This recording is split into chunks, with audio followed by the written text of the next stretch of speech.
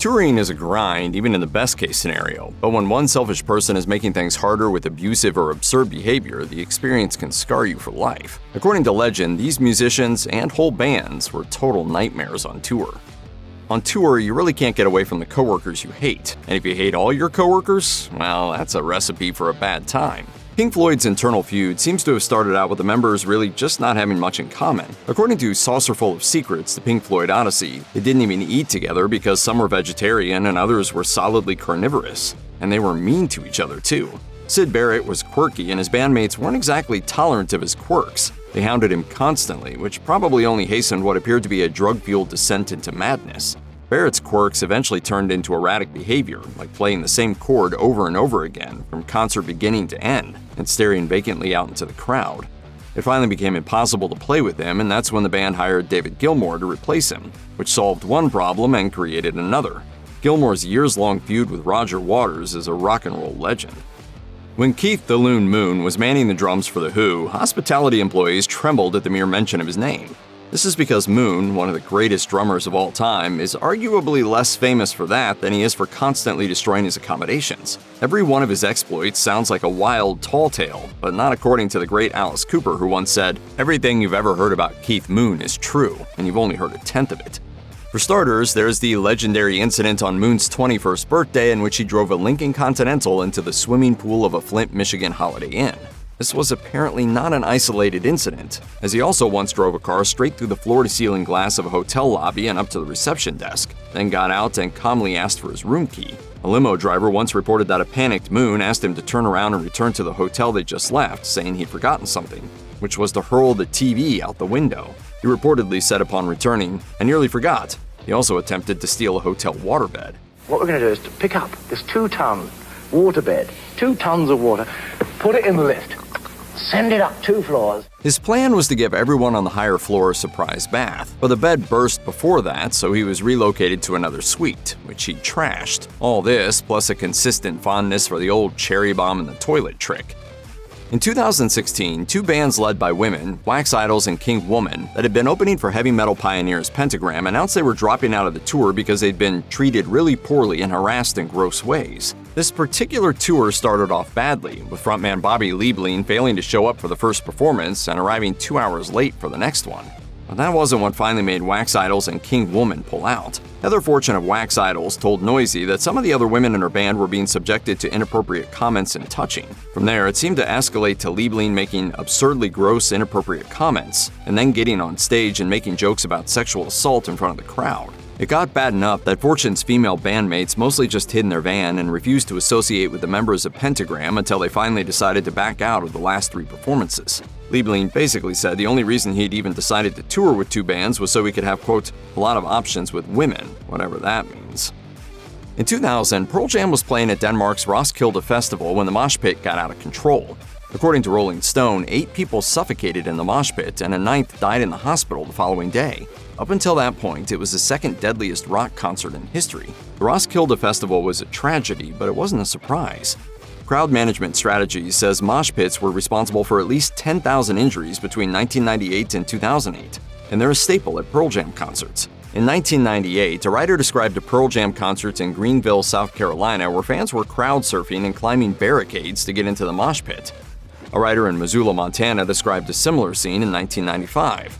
So as fun as a Pearl Jam concert is, the mosh pits do seem a little nightmarish. Even before his very public fall from grace, Marilyn Manson made a tidy living from being shocking. You could argue that he does shock first and music second.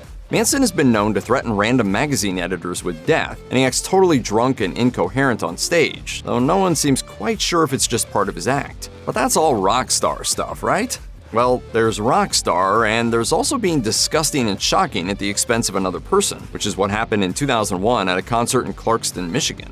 According to MTV, Manson, who was wearing nothing but a G-string, approached the security guard, wrapped his legs around the poor dude's head, and rubbed his privates all over the guy's head and neck. Manson was charged with felony 4th-degree criminal sexual conduct and misdemeanor assault and battery. The guard also filed a civil suit against him, which he dropped in 2004 in exchange for an undisclosed settlement. The felony criminal charge was later reduced to a misdemeanor, which could have landed him in jail for 90 days, except it didn't. The judge just ordered him to pay $4,000 in fines instead. Manson called the decision, quote, a victory for art. I think it's my job as an artist to be out there pushing people's buttons. In the early 80s, there was no band more notoriously hard partying than Motley Crue. Their destructive, drug-addled ways are still notorious. They had a reputation for getting thrown out of hotels, including one time for brawling with none other than the band Van Halen. But these days, the Crue aren't so much rowdy as they are a royal pain in the keister for venues. Among the standard, still excessive rock star requirements for backstage amenities, the Crue requires that each venue have on hand the location of any AA meetings taking place in the area, since the boys are now mostly sober. But that doesn't mean they don't know how to still have fun. Among their other requests are jars of peanut butter and Grey Poupon mustard, a submachine gun, and a 12-foot boa constrictor. You know, the usual stuff. Led Zeppelin's on-tour antics were even more legendary than their performances. Jimmy Page used to bring a Nazi uniform on tour, not so he could shock audiences, but so he could wear it to drag queen bars. And John Bonham once wheeled Page into a hotel room full of female groupies on a luggage cart. That sounds almost tame, except for the part where Page was naked and covered in whipped cream.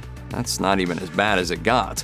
When Page was super out of control, his tour manager would take him back to his room and chain him to the toilet. Meanwhile, Bonham would drive his motorcycle through the hotel corridors. And finally, there was the TV tossing habit.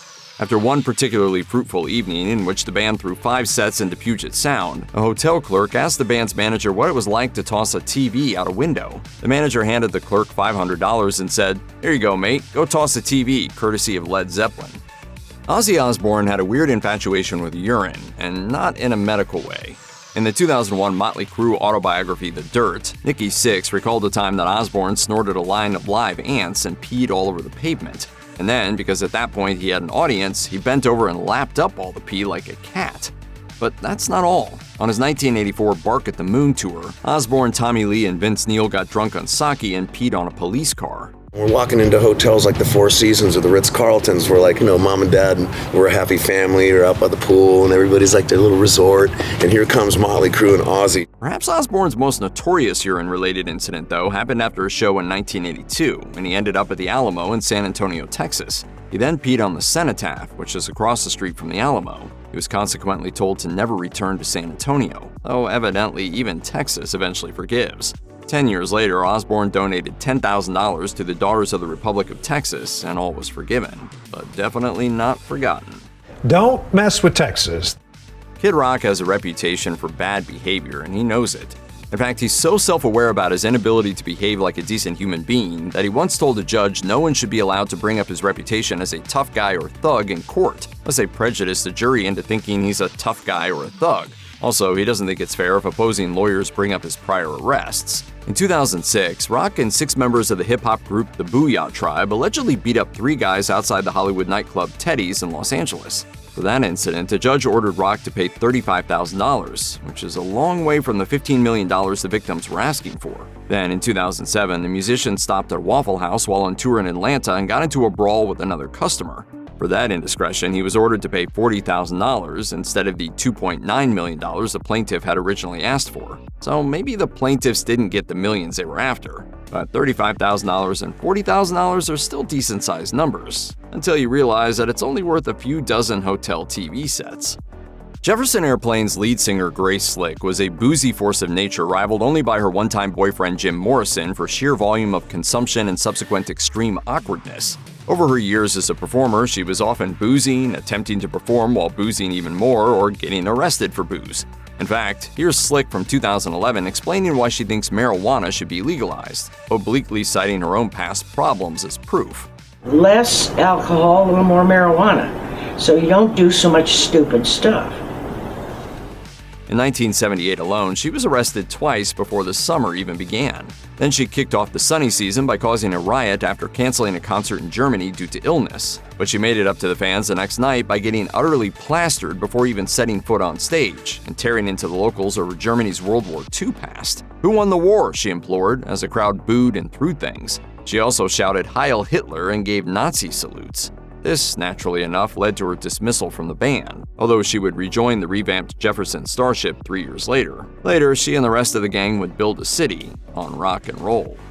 Speaking of Morrison, his band The Doors developed a legendary reputation over the decades, and their lead singer was the prototypical rock god. but if you caught them live, you never knew exactly what you were going to get. Morrison could be an intensely charismatic and borderline otherworldly stage presence, but he could also be a complete drunken madman prone to the type of jaw-droppingly inappropriate behavior that was hard to believe until you saw it. Forgetting the lyrics to his own songs in an alcoholic haze was just the tip of the iceberg. And every time he made the news for some wild reason, he seemed to be trying to top himself.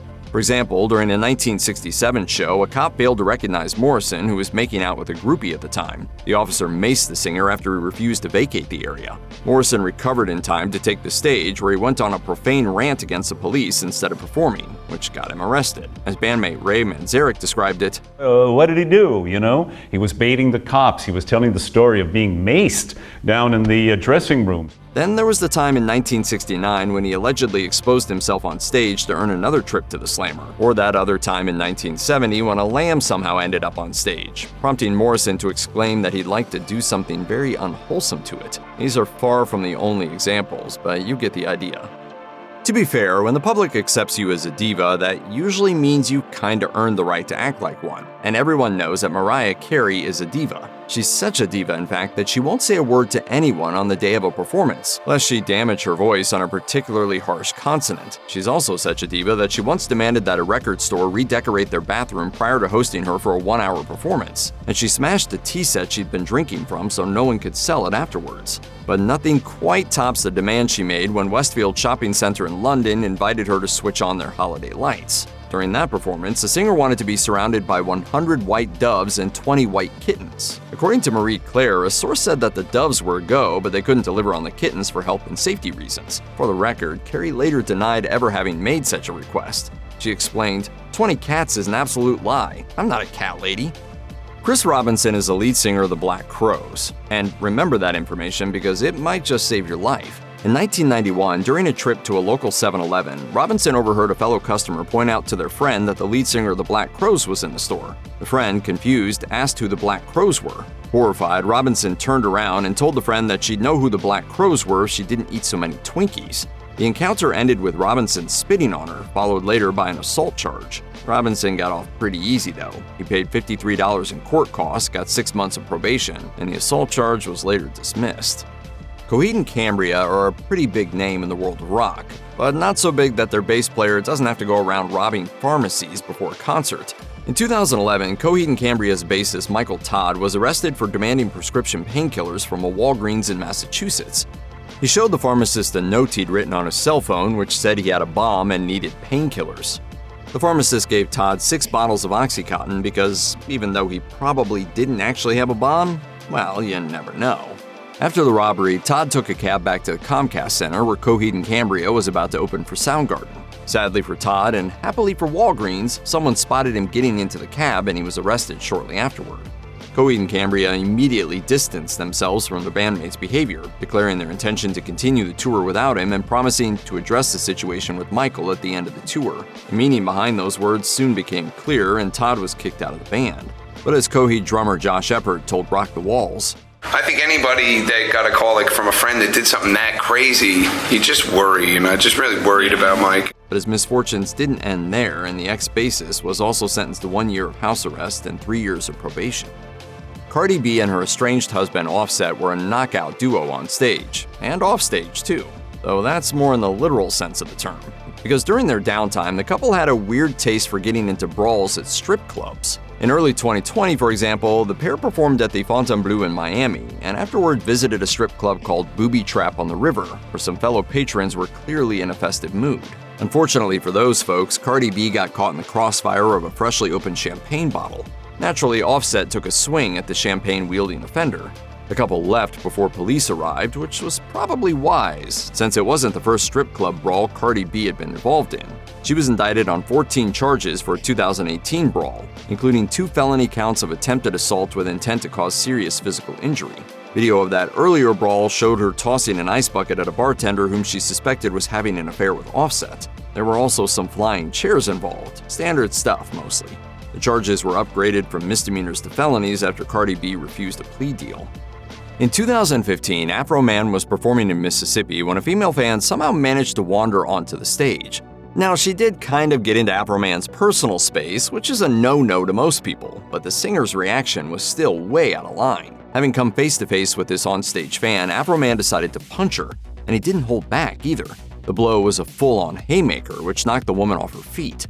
It was so bad, in fact, that police showed up, escorted Afroman off stage, and charged him with assault. He pleaded guilty and was sentenced to anger management classes in lieu of jail time. He also reportedly settled the lawsuit out of court. Aerosmith may not have invented the whole idea of rock stars trashing hotels, but they definitely turned it into an art form. In fact, Aerosmith didn't even trash hotels on a whim. They were premeditated hotel trashers. They knew they were going to destroy things on tour, so they brought along tools to help make it more fun. For example, a chainsaw was standard tour equipment for the band, while extra-long extension cords weren't just for the stage. They were nice to have on hand in case the band wanted the television to explode when it hit the pool. But as bad as chucking live TVs into pools is, it doesn't come close to the incident in June 1976, when Steven Tyler and Joey Kramer set off fireworks in their hotel room in Nebraska.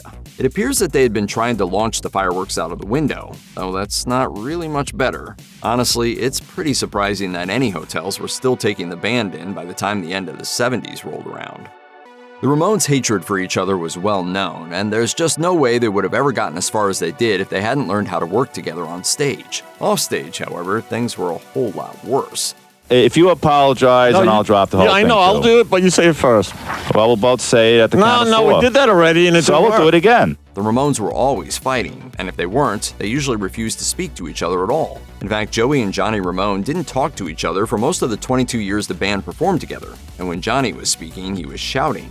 Johnny liked to be in control, to the point where he'd fine his bandmates if they showed up late to practice. Far worse, however, was that Johnny was abusive to his girlfriend, and his bandmates could often hear him throwing her into the wall of their hotel room. Johnny's abusive streak also reached the band itself. Band manager Danny Fields once said, Dee Dee Ramone was terrified of Johnny because Johnny would punch him in the face. It would always be after the show about something like, "You did a B major when you should have done a C minor." I'd stand outside the dressing room. Inside, you'd hear glass shattering and bodies slamming into walls. Tragically, all this went on for decades. Justin Bieber became a star at the tender age of way too young and quickly cemented his reputation as a self-centered brat, and not much has changed either. In fact, Bieber's on-tour behavior is so consistently appalling that he's been banned from performing anywhere in China. The official reason was, apparently, to maintain order in the Chinese market and purify the Chinese performance environment, which the Chinese government believed was marred by badly behaved entertainers entering the country. Although the exact reasons behind Bieber's ban from China aren't clear, the government probably weren't impressed by the time he had his bodyguards carry him up the Great Wall of China. In a similar vein, on a visit to Tokyo, he once took selfies in front of the Yasukuni Shrine, which exists to honor the war dead and constitutes hallowed ground in Japan.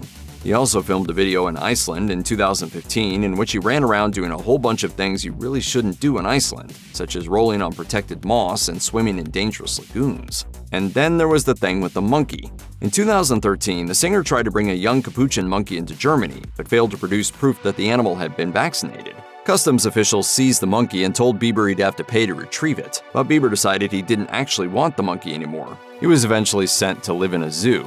Talk about dodging a bullet. Even before the Chili Peppers were big, they were treating women the way generations of misogynistic rock stars have always treated women, like roadside attractions, only less deserving of respect. In 2016, Julie Farman, who worked for Epic Records back when the Chili Peppers were rising stars, blogged about how she'd once been cornered in a storage room by 2 band members who declared their intention to make her the filling in a, quote, sexy sandwich. That's just one of their offenses, though. In 1990, singer Anthony Kiedis was convicted of sexual battery and indecent exposure for his behavior after a show in Washington, D.C. Jurors recommended a $1,000 fine for each charge, which frankly isn't going to be much trouble for a world-famous rock star. Then, during a 1990 taping of Club MTV Dance, the Red Hot Chili Peppers trashed the stage and groped a bikini-clad audience member. After that incident, police arrested bassist Flea and drummer Chad Smith and charged them with lascivious behavior, battery, and disorderly conduct. They were found guilty, and their fines were donated to a crisis fund. Flea later whined that authorities had tried to make an example of him, as if that's a bad thing somehow. A very easy-to-define line exists between good dog owners and bad dog owners. Britney Spears falls very much into the latter category. Now, if Britney Spears really didn't want to potty train her lapdogs and really didn't want to clean up after them, it seems like she could have just hired someone to do it for her. But it takes a special kind of diva to let your dogs go to the bathroom all over your hotel room and then expect housekeeping to clean it up after. And that's exactly what happened with Spears. And it's not the only reason why the Los Angeles Four Seasons Hotel isn't super fond of the singer, since she also flagrantly defied their no smoking rule. She evidently takes her star privilege pretty seriously, even to the point of harassing fellow hotel patrons. In 2007, Spears was kicked out of the Chateau Marmont because of her behavior in the hotel restaurant. Did she send her steak back 27 times? No. Did she loudly berate her server because there was too much ice in her drink? Nope. Instead, she smeared food all over her face, much to the shock and disgust of the restaurant's other patrons.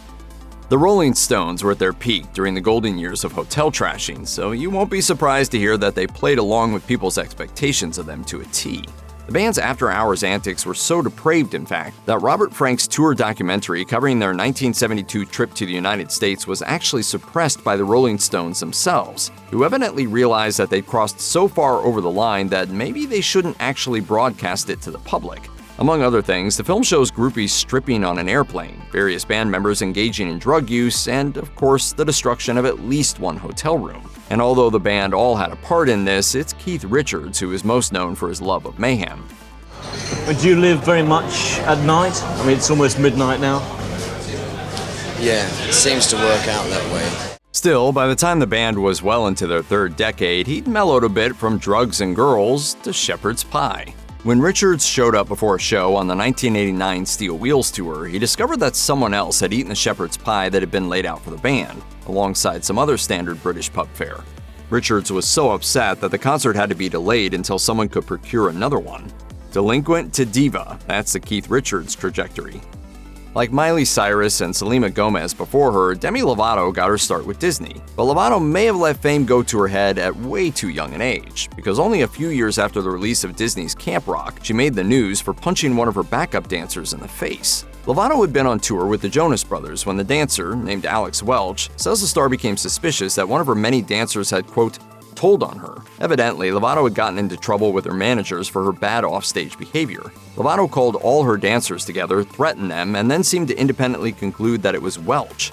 Welch remembers, and she walks up and punches me and literally walked away. Lovato later admitted she'd been partying a little too hard and was already in trouble for trashing a hotel room. Someone in her entourage had then told hotel management that Lovato was taking Adderall, and Lovato was so enraged that she got one of the tour managers to tell her who had ratted her out, by convincing him that she just wanted to thank the kind soul who had clearly only talked out of love and concern. Fortunately, the incident ended after the first punch.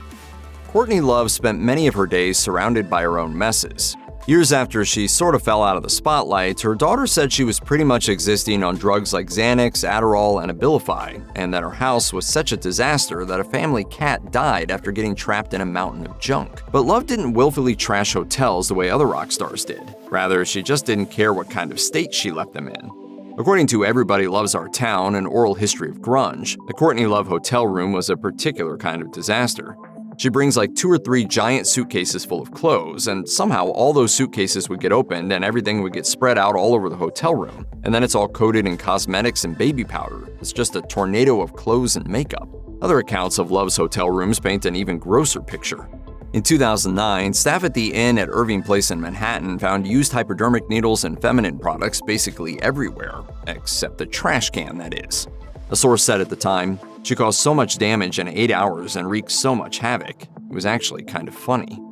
Most bands' problems can be distilled down to one common denominator: ego. And while not every musician is a superstar, a lot of them think they are, which was exactly the problem with Swiss rock band Krokus back in the 80s, when they were touring with Def Leppard. Reports say that the band members were so arrogant that they repeatedly ignored basic instructions from Def Leppard's people about seemingly insignificant things, like what part of the stage the band should set up on. The tension got so bad that Krokus' manager punched Def Leppard's drummer, which is not usually something you do when you're interested in preserving a professional relationship.